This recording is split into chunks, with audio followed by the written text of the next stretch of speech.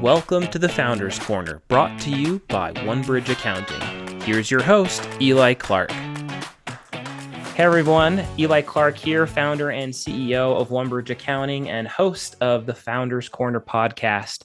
Today's guest is Kristen O'Neall, the CEO and founder of Mirage Media. Kristen, very excited to have you. Welcome to the show. Thank you so much for having me. I'm super excited to be here. Awesome. Well, Kristen, tell us a little about yourself and kind of what you're doing at Mirage. Sure thing. Yeah, we are a full service agency. We're based in Scottsdale, Arizona, but we have kind of team members all over the country and clients all over the country. But yeah, where our bread and butter is really paid search, paid social. But we get to do a lot of really awesome projects, branding, logo design, full-fledged shoots, and really everything in between. So I'm excited to share. We're turning 1 year old next week. So Awesome. Well, yeah. happy early birthday. That's great. Thank you. Thank you so much. That's super cool. Well, let's dive in. I'd love to kind of talk about your experience a little bit and then kind of what brought you to Mirage. I know you're kind of coming on the 1 year anniversary, but obviously you're not a newbie to marketing. You've been in this space for a little while, but can you just let's kind of talk about some of your early experiences. Kind of what are some lessons that you've learned or some things that have kind of come up that you look back on and you're like, hey, that was an amazing experience, and what that kind of has brought you today. Yeah, for sure. So I think always, even when I was a little kid, I knew I wanted to be an entrepreneur. I wanted to build something. I'm fifth gen entrepreneur, so it's kind of all I know is, my parents own a company and, grandparents, great grandparents. So always knew that was something I wanted to do. So, yeah, when I was, even a kid, I felt like I grew up very fast. All I wanted to do was grow up and be an adult. So, yeah, I started on the brand side. I was like, this is great, but the agency side was so appealing to me. They were so crazy and they were nuts. They're dealing with like, 60 accounts and brand side you're only working on this one. So I'm like, this will really supercharge my career, just being exposed to more brands, more verticals, niches. So I felt like that was kind of the best avenue for me. But yeah, I've been in marketing advertising since, graduated college, first job out of college and worked at a small agency. And yeah, now founded Mirage about a year ago. Awesome. Awesome. What would you say are kind of some of the top lessons looking back first on kind of your branding experience and then kind of as if you've gone into more the full-fledged agency working with a lot of different industries and clients? What are some of the top lessons that you've learned kind of in that transition from kind of maybe boots on the ground branding to then kind of more bigger picture agency sort of model? Yeah, it really boils down to um, how high touch you are in with these clients. When you think of how in depth you are on the brand side, you know everything about that company in and out. It's all you're doing all day long. Those personas, the user habits, the AOVs, like that's your life. And so you have a real advantage sometimes over agencies because you know your product better than anybody else. So I think maybe a challenge or like a lesson that I had to learn coming from the brand side to the agency side is like, how can you, know these clients, know these brands at such a high level Mm-hmm. when you are dealing with 50 plus accounts? It really, really is a lot to juggle. So that was a big lesson going from kind of having to manage and deal with one thing. Now it's like, 50x, 100x. So that was something that very early on, I'm like, you could tell the clients that you had a great relationship with, the ads that really worked were the ones that you knew best inside and Mm-hmm. out. And so I developed a bunch of processes to help stay organized so I can, remember every single little nuance detail about all of these accounts. And you have to be really, really good at kind of switching hats in, meetings all day long. You could be talking to a college one moment and then the next moment you're talking to a CPG brand. So like, Yeah. having a quick guide cheat sheet was a very valuable lesson that I learned early on and something that we kind of still carry into Mirage today. So I guess like on the brand side, Mm-hmm. like the transition and actually talking about the clients and marketing, I think that would be a really high point or like a valuable lesson that I learned early in my agency journey. So what does that actually look like? If we're looking at like actual tactics, is it like a PDF that you have like in a Google Drive somewhere and it's like everything about the client, or is this like in a CRM? What does that look like in kind of nuts and bolts?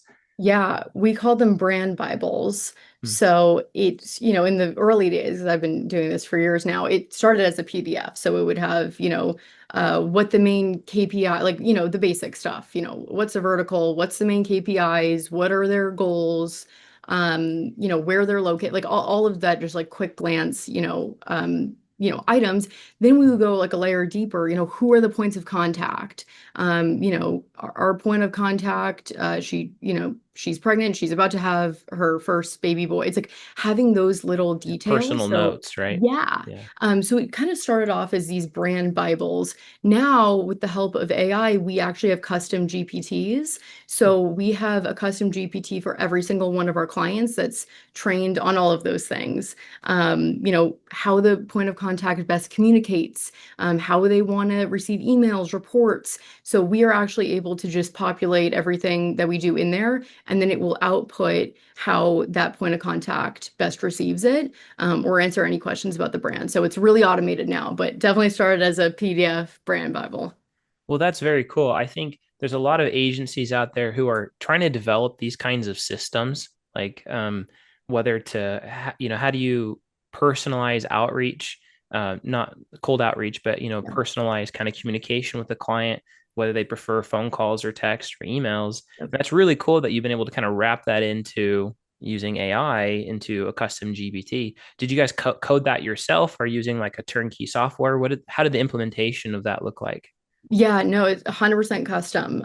Something that we developed here, and it's yeah, we've been using it for, gosh, like almost since we started, since we could create custom GPTs. But yeah, I mean, we have it linked with their, Looker dashboard, so it can look at all of the reports. So it's been really great for me, really great for the team. It's just a second set of eyes that is 100% trained. And when we go back to, being on the brand side example, that is what we've actually been able to replicate and create in this custom GPT, even more so. It's this, GPT's whole world. But I found that to be, so helpful for all of us so that we're not, having a million PDFs all over the place, but it's Yeah. interactive. It's a Mhm. place to, have something that is living and breathing that could answer questions about this brand. If maybe we have to deliver hard news or celebrate like a big win, do they want it public, private? Like they know all of those crazy nuances about our points of contact, about the key stakeholders. Um, and it's something that I think more agencies need to do is it needs to center around the people and around who the people are. I think even maybe more so than what the brand is. Oh, definitely. Right. There's this balance that you have to find in any sort of service industry, but especially for marketing agencies, of this kind of balance of new, fun technology, Yeah, right? Like talking about AI or talking about um, maybe ways we can optimize SEO or ways that paid ads, right? You got kind of this technical side, the less human side of things, and then you've got kind of this relationship side of things, right? And that's an right. important balance to find between the technical and Mhm. the human, right?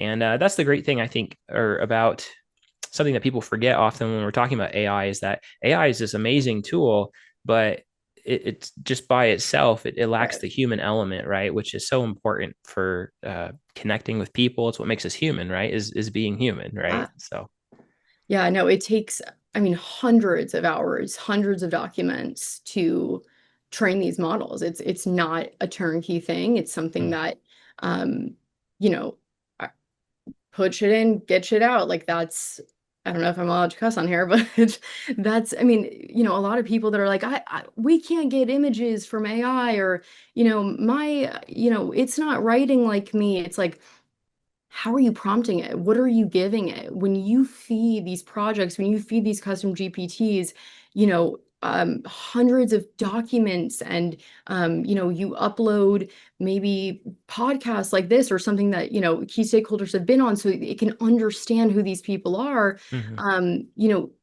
that is really where the magic happens because Yeah. it is only as good as what you give it. And then it could kind of take it from there. But yeah, combining both technical and the personal side, like if we have the technology and it knows everything about it, let's use it in every capacity, I think.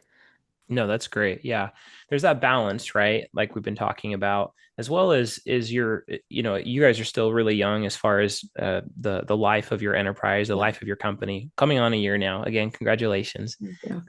But to be able to see that you've got those systems in place, I think is really going to be super transformational and super impactful into the future, right? Where you've got, like you said, you're starting on the branding side, you're kind of focused in on the weeds, you're focused in on the kind of the nuts and bolts of that client. Whereas at the agency level, you've got 40, 50, Yep. 60 clients, right?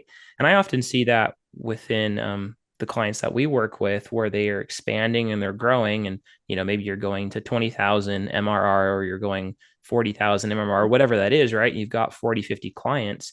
There's a lot of challenges that come up when you go from kind of nuts and bolts to high Mhm. level. Do you have any suggestions or kind of maybe challenges that you came across going from that transition to kind of high level? Yeah. I'm maybe a bad example because I'm insanely type A. And I I really don't like the founder stories that are like, I started in my garage and like we Right. didn't have anything and we were scrappy. I'm like, who wants to work with a company like that? Like Right. that was not how we were. I'm sorry. We had an office day one.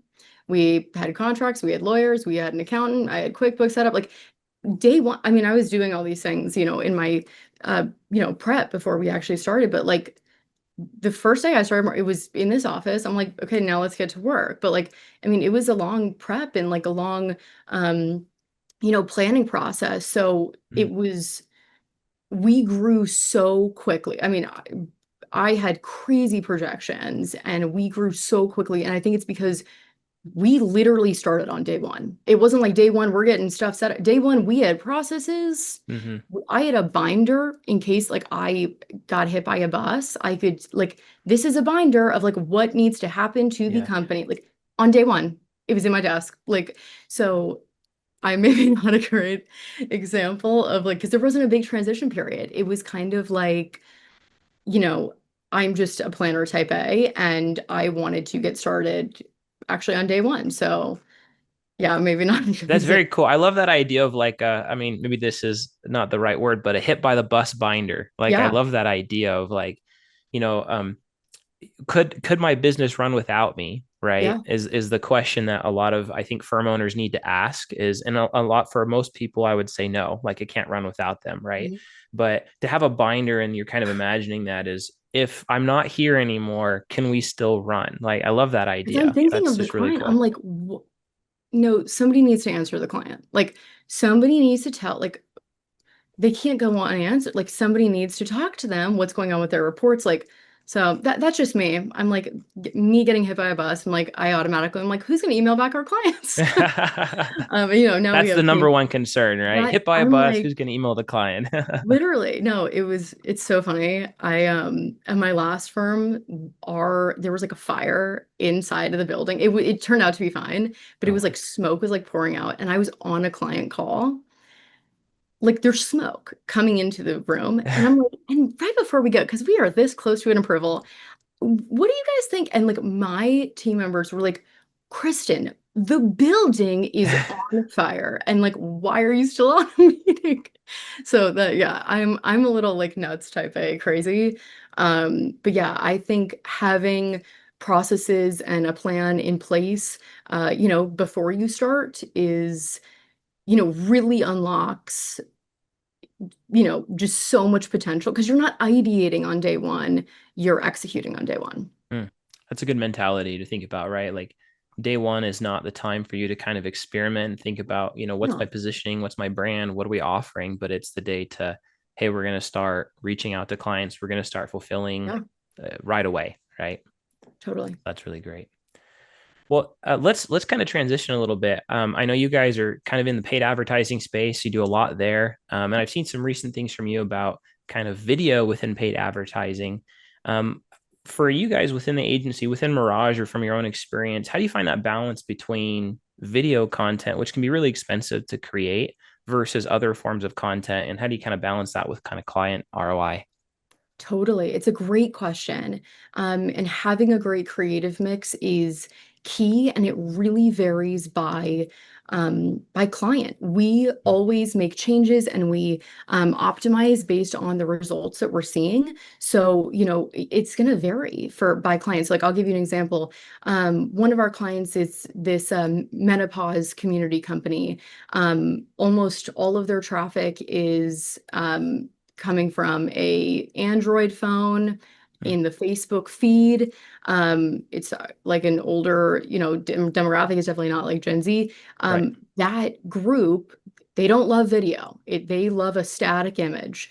And so it's like we can't do this blanket like video is king. It's like video is king for, the clients of video is king for the results that are showing us that really works. But there's definitely some demographics, some verticals, some brands that that static content or having like very slight movement or gifs, that's going to work better than having super short form content. So I think my suggestion would be to, again, I sound like a broken record, but think of every client like its own little world. If static images is what is performing best for this one client, and that is what the results are telling you, and you've tested, and that's what it says, then like don't feel the pressure to be like, video's king, I gotta add video. Hmm. If this is what's working, this is what's working. The algorithm changes all the time, but you got to go with what the audience is converting on, Hmm. not about what the industry is telling you to do, I think. So when you're bringing on like a client, by the way, I love this idea of like content is king, or depending on what kind of content it is, it's king depending on the client, right? So Yeah. maybe that's static, maybe that's GIFs, maybe that's video. When you're bringing on a client, are you, and let's say you're starting, you're going to do a round of Facebook ads or Instagram ads, for example. Do you guys start with, we're going to do video, we're going to do static, we're going to do GIFs, or do you kind of have some rule of thumbs of like, hey, the demographic is, in the example that you shared, maybe an older demographic where we know historically with other clients static tends to work better. Do you guys just jump into static, or do you test all forms of content when you're bringing on a new client? Yeah, yeah, definitely the latter. So we're going to look at if they've run ads before, of course, we're going to look at the ad account, we're going to look at Google Analytics, we're going to look at, what they're interacting with on the site, all of those kind of leading Mm, indicators to help craft that launch plan, and help guide what that creative is going to look like. totally. So yeah, it really depends on the client and what we're seeing work. If it's a new brand that's never run ads before, which we work with sometimes, we can definitely use some of the, our historical insights. We've worked in almost every single vertical, so we have a case study for almost everything. So we'll look back and say, historically, this is what it is, and we'll test a bunch of different types of creative, and then see what converts best, and then just make more of that. Yeah, test, test, test, right? Test, Like that's test, the good old test. the Yes. golden rule when it comes Right. to paid ads, right? So, Love it. well, I love that. I saw a recent post from you about, and I'd never heard of this idea before, so I kind of want to dive into this a little bit. But this idea of pairing team members' personality with kind of client personality or complementing personality. So Yeah. I got a couple questions here. The first one is, first, how do you assess these pairings both on the client side and on, your team member side? And then how does that impact sort of client retention or client satisfaction? Yeah, 100%. I think I like to say that we're like the Zappos of advertising and marketing. We're a customer service company that just so happens to run ads Mhm. for you. But yeah, so we use tools like Color Code, Working Genius, Enneagram, like some of those, personality tests for our team. I'm not going to make our clients like tell me all about your personality on paper. We can infer, we can, analyze, their tone of voice, who they are, their emails, their likes, dislikes, things like that. So we have our internal team go ahead and fill out some of those personality, working indicator tests. And then, yeah, when we onboard a new client, a lot of that is just working style. If the point of contact is somebody that, and a lot of it is opposites, by the way. We don't want two besties. We don't want two Mm, people that, we don't want two brainstormers, right? We don't want two yellows. mm, Big ideas, creative, because guess what? Then nothing's gonna get done, right? The account manager and the client, they're just gonna be ideating, brainstorming. There's gonna be no decisions. Kristen, as a red, I'm gonna get pissed off. So what we want to do is, pair up the reds, the decision makers, the ones that are, kind of work with less creativity, more logic. We want to pair those up with the super brainstorm mm, client types. That really is the best outcome. And I think a lot of people think of it differently. Like we're pairing up people, that have the same likes and dislikes or work the same way. I actually try to make it opposite. So, mm, we can get everything done. That's really the goal, is to push things to the finish line in the best possible way. Because if you have two personality types that think, act, work the same way, working on this one idea or ideating on this one campaign, is that the best campaign? Sometimes you need a red to come in there and say, devil's advocate, not to be the bad guy, but I think we need to do X, Y, and Z. Like, I think we create the best possible campaigns, ideas, when we have multiple different personality working types working on the same thing. well, that's great. You've got kind of these ideal matches that aren't necessarily best friends, like you said, but they're these matches that are going to be the most successful to the client, right? Yeah. Again, being client focused, both on kind of their personality and your personality. So, how do you balance that with, let's say, you've got maybe an account manager, for example, that's overseeing that client? Do you have like four different account managers for four different personality types? Or like in the beginning, was it just one account manager? How did you kind of We scale have that? job postings that say, hey, if you are a red, if you are super crazy type A, come and no, I'm just kidding. Yeah, yeah, yeah. It's Only yellows only apply. Yeah. yellow, yeah, yeah, blues only. And have you ever taken the color code test, by the way? A long time ago. It's been a while. Okay, do you remember what Yeah. color you were? I'm just curious. I think I was somewhere between red and yellow, if I remember, Okay. but it's been a while. You got to retake it. It's really, really interesting, just the way that we fall into those different buckets. But yeah, no, it's not something that I want to take too seriously. It's just an extra layer of service that we want to Mm, deliver to our clients, of working how, in the best possible manner. It's the reason why, I don't want to become a puppy mill agency. It's the reason why we've been really selective, and you know, we've been able to like reject clients in the onboarding process if it just doesn't work for us, mhm. because you can't operate at this level of service if you have 200 clients. And I would rather be a super high touch, best service ever agency with 50 clients than, 200 clients. We have a bunch of employees. Like, that to me is not why I'm in this. I'm in Mhm. this to give the best possible experience to all of our clients. And I think, these little nuances, the personality, all of the different ways like that we have our custom GPTs that I talked about, all of those things contribute to, I mean, we have 100% retention rate. We've never lost a client. Mm. And again, we started day one, we had clients day one. So like we've never lost a client. And I think it's because some of these reasons, it's just great service. I don't want to leave. I love that. Yeah, like you mentioned, it's kind of this white glove, high touch type of service versus, I think you said the word puppy mill, right? Puppy mill type Yeah. of thing where you're just churning and burning kind of clients or going through things. Just kind of two different models, right? Ah, Both have some benefits, right? But obviously that kind of that white glove is where you've kind of leaned into. And absolutely. 100% retention is fantastic. Like that's a great, I mean, you can't get any better than that, right? Right. That's great. Yeah. So, what are some other? So, you talk about kind of personalities, and kind of connecting clients with account managers, make sure those personalities match. What other specific strategies or practices have you guys been put in place that have been effective in maintaining or building those strong client partnerships?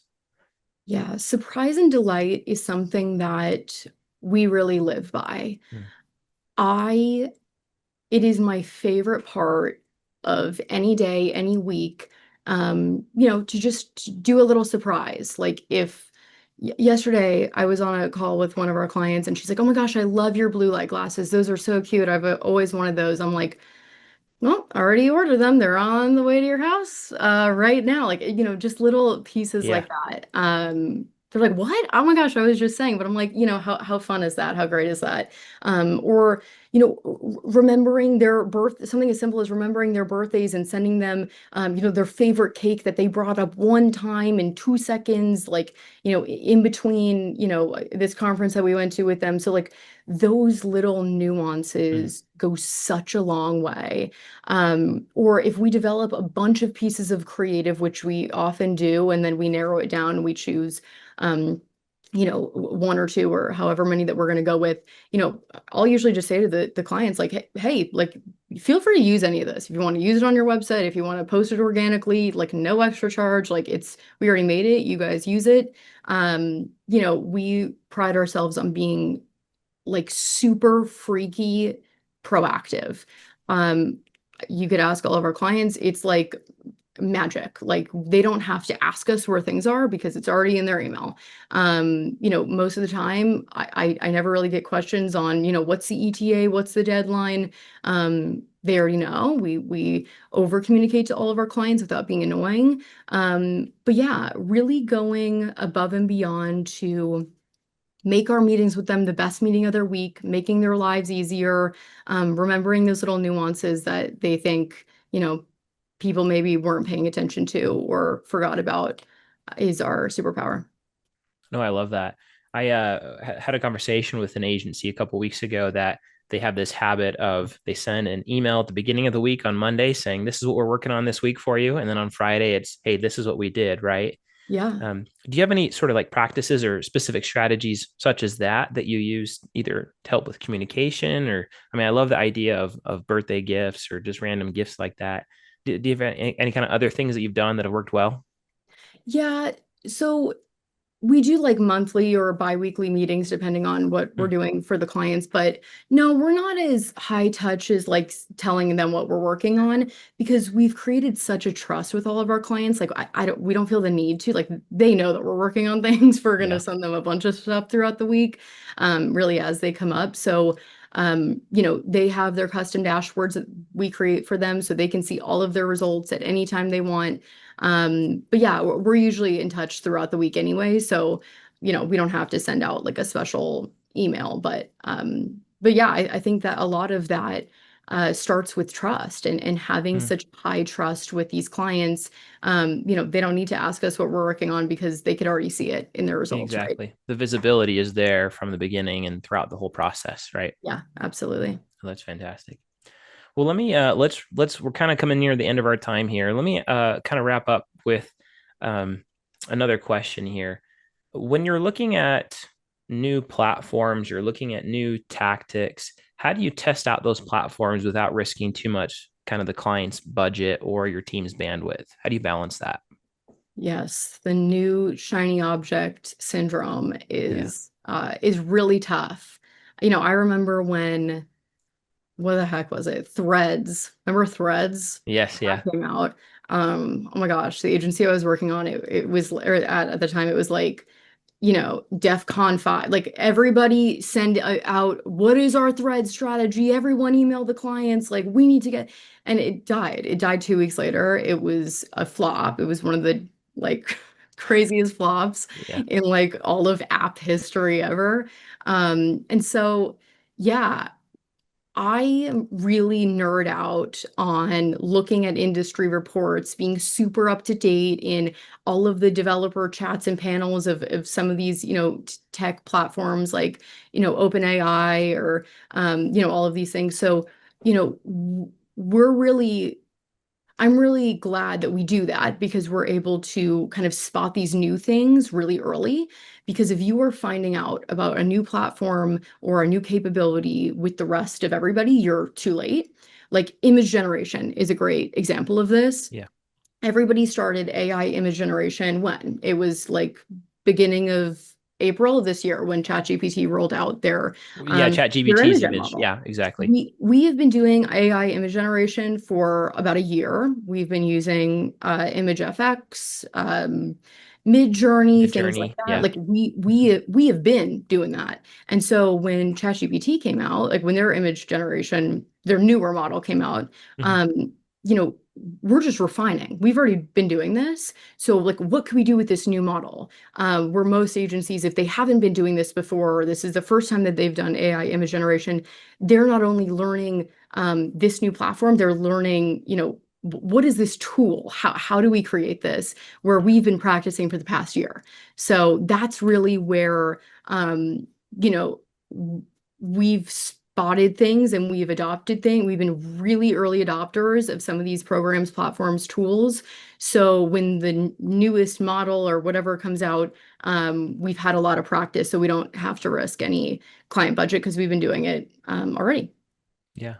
I love that. Well, to wrap up, I like to ask this question. Just isn't the world of marketing, it's always evolving. There's always new things going on. What trends in marketing are you paying attention to right now? And what do you think is kind of coming up on the horizon in the next year or the next 3 years or so? I think what I've been saying for the past year is authenticity, is realness. The audience is not craving this super polished, content, if that's, in feed, just organically, if that's in ads. Those used to create or those used to convert at such a high level. And now, I call it like BS detectors. Like our audience is like, I know that's an ad. So I've Mhm. been saying for the past year, like, just make it feel more organic. Now I think we need to take it a step further and really allow the users to take a peek beyond the curtain. And these brands need to open up and show like a little bit more of their soul. I think this is going to be a trend that kind of continues into next year. A really great example of this is Hot Girl Pickles, really cool brand, young female founders, cool product. They've been sharing their founder story, their journey on their brand's Instagram page, which has just been cool to follow along with. They just dropped this new flavor of one of their products and like last week, and they sent out like 200 PR boxes to all these influencers. This is a big launch for them. They only have 3 SKUs. And so Yeah. she got on stories and the founder, one of the co-founder, and she's like, I'm like devastated. We sent these to 200 influencers and 150 of them broke. Like we heard back from like almost all of the influencers. They're like, yeah, they're shattered. They're broken. Yeah. And I'm like, oh my God, I can relate to, I'm a founder. Oh my gosh, that's so much money. I know it goes into a launch. So like not only did I buy their other flavors, now I'm invested. What's going on with the launch? When are they going to Mhm. launch? What happened with the stuff? Like you think of how many new flavors, new brands, different ads, content I've seen this week. I can't recall any of them, but I remember this one because that takes guts to say. Yeah. And she let the audience in on something that we wouldn't have known otherwise. And I think that is what is going to win over the hearts of consumers. And I think that's going to be really the next big trend. No, I love that. Thanks, Kristen. Yeah. Um, it's been great having you on the show. I think we've had a great discussion today. It's been great talking about AI and kind of what you guys are doing on that front, as well as what's going on the agency and kind of what you see in the future. If people want to get a hold of you, if they want to get in touch, where can they find you? Yeah. Find me on LinkedIn, Kristen O'Neall. And then if you want to find Mirage Media Co. on Instagram, on LinkedIn, you'll find me. I'm like on all the platforms. But yeah, thank you so much for having me on. Yeah, thanks again, Kristen. It's been great having you. Thank you. Thank you for joining us in this episode of The Founders Corner, the podcast series for marketing firms and agencies looking to learn and level up their business. You can check out more podcasts and other content from OneBridge Accounting by following the links in the show notes. At OneBridge Accounting, we're all about helping marketing and creative firms organize their finances, maximize their profits, save cash, and automate their accounting and finance functions. Check out our other resources and subscribe wherever you listen to podcasts.